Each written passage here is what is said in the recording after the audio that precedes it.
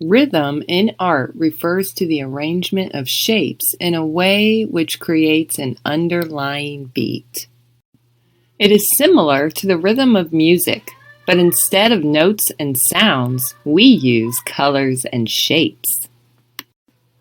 Rhythm is a principle of design that suggests movement or action.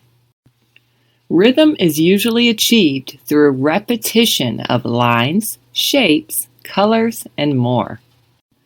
It creates a visual tempo in artworks and provides a path for the viewer's eye to follow. We will use markers to create our rhythm pattern in the background, but you might want to start with a pencil to come up with your line. So think about how you want your rhythm to look. I've chosen a smooth, slow flowing rhythm with my line. So I drew a curvy or wavy line that curves very gently throughout my paper. If you want your rhythm, your visual rhythm, to be faster or more upbeat, you might think of a different type of line, such as a zigzag line. Think about when you're looking at a zigzag line, how your eyes would move up and down that line very quickly. That would give your visual rhythm more of an upbeat feel.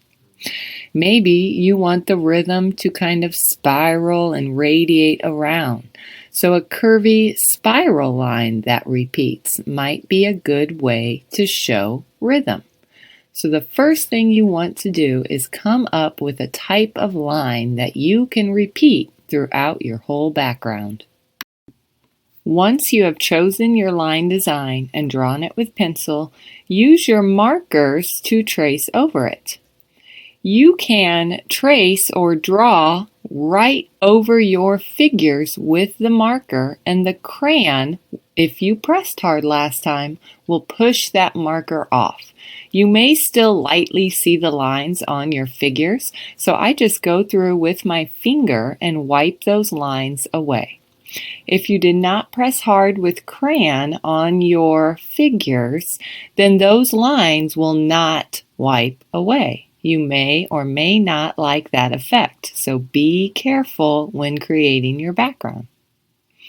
Once you have traced your first line, choose a new color and repeat that same line.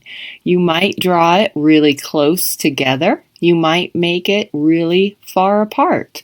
Maybe, like me, you alternate between making it close to the first line or further from the first line.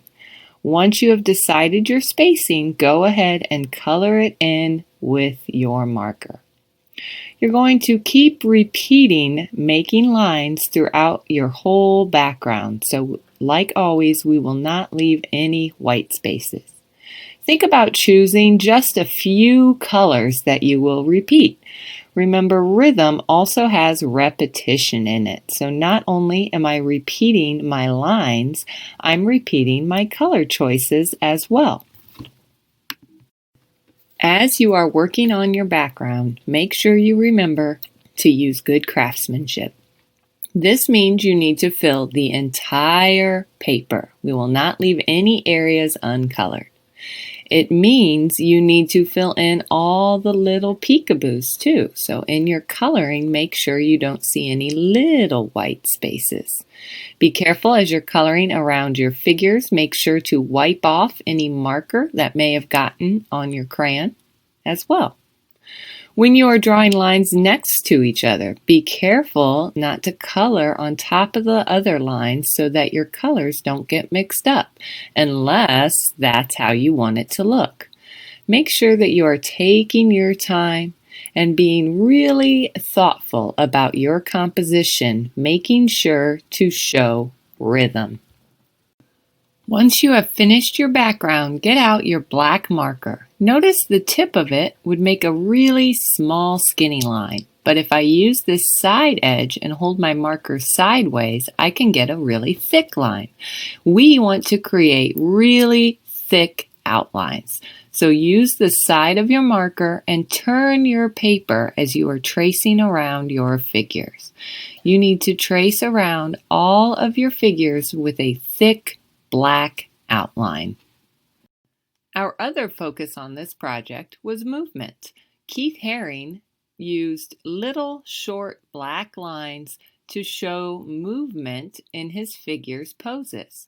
Use your black marker to draw short lines anywhere your figure is showing movement. Arms, feet, hands, legs, maybe even the head. Draw those lines on all your figures and then photograph your art and submit it to Canvas.